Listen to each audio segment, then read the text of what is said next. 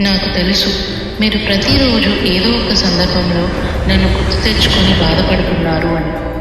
అందుకే మీ అందరి కళ్ళల్లో ఆనందం చూడడం కోసం ఆశీర్వదించడానికి.